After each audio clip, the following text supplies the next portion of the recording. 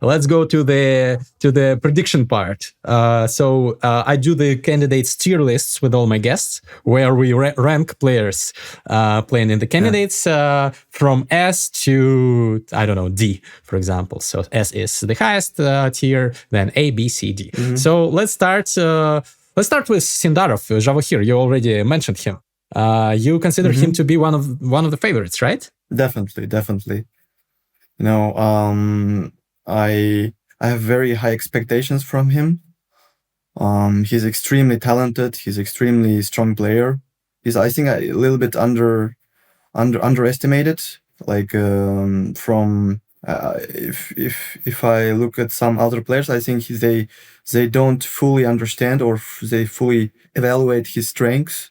He's still improving, and the rating he has now, I think it doesn't show true strengths of him.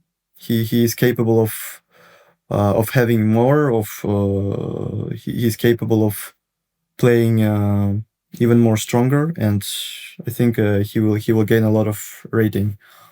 So yeah, I rank him extremely high. I think he has a very good chances. For me, I think in this tournament he has the second best chance. After Fabiano? I would definitely after Fabiano, yeah. After Fabiano, he has, I think, second best chance, and yeah, I would rank him extremely high. So is it A tier, S tier? What do you say?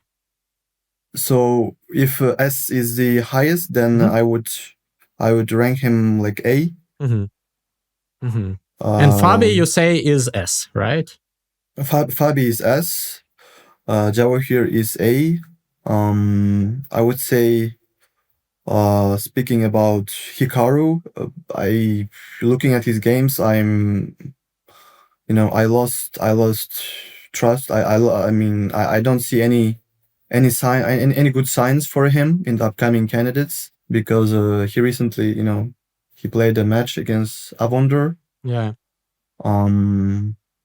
Looking at his games, it was a very low quality games, and also I watched him in the Speed Chess Championship. He lost both of his matches, and also his game qualities were, I don't know, disappointing.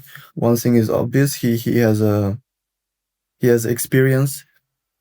He knows when to show his best, when to he knows when it really matters. I would rank him as A, but a little bit below Zen Javahir. Let's say like this.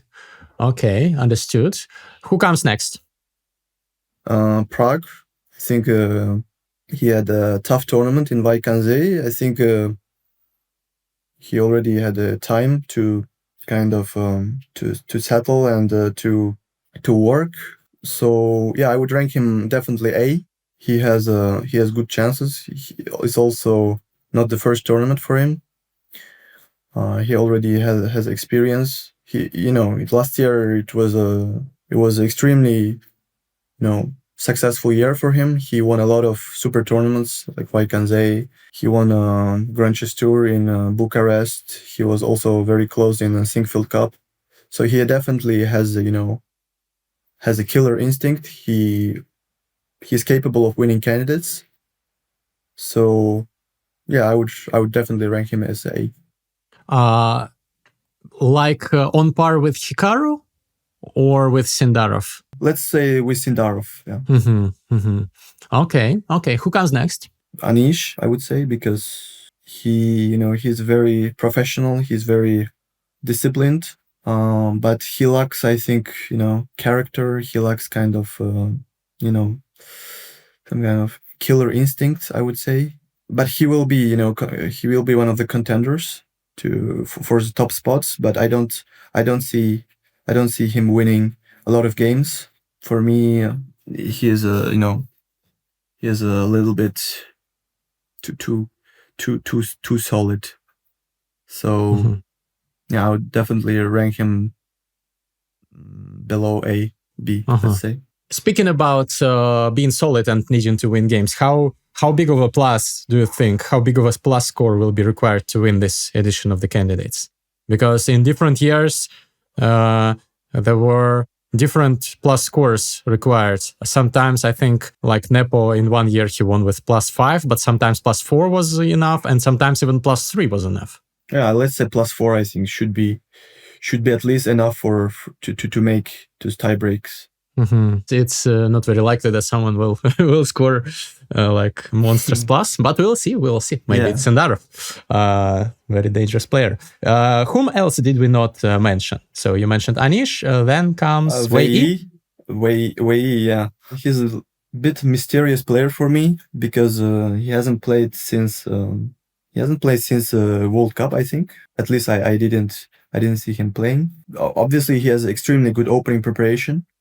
He's a super calculative player, but in a long tournament, I think he might get tired. I think because when you play calculative chess, you spend a lot of energy in each game, and it exhausts you a lot quicker. But he's a extremely well prepared player. But for somehow I don't see him winning this candidates. But I would put him in the same list with Anish. Let's say B. Okay, and then come Bluebaum and Tisipenko. For me, Andrei is a much better player than Bluebaum. But objectively speaking, I don't think he has chances. Because he lacks experience, he lacks also some skills. I mean, it's a very subjective opinion, but in my view, he's inexperienced in super tournaments. So, but I would definitely rank him higher than Bluebaum. So, which tier for him? Let's say Andrei is C and Bluebaum is D. So you don't believe in Matthias? He might win a few games if people start to kind of risk against him, like as they did in the Grand Swiss, because he won a lot of games, like against Prague and against Arjun. When people start to push him, he can collect some few wins, but I don't think he's capable of winning candidates. Okay, guys, drop your opinion in the comments. Maybe you agree with Nodirbek, maybe you disagree with his tier list. I'm very excited for this upcoming event.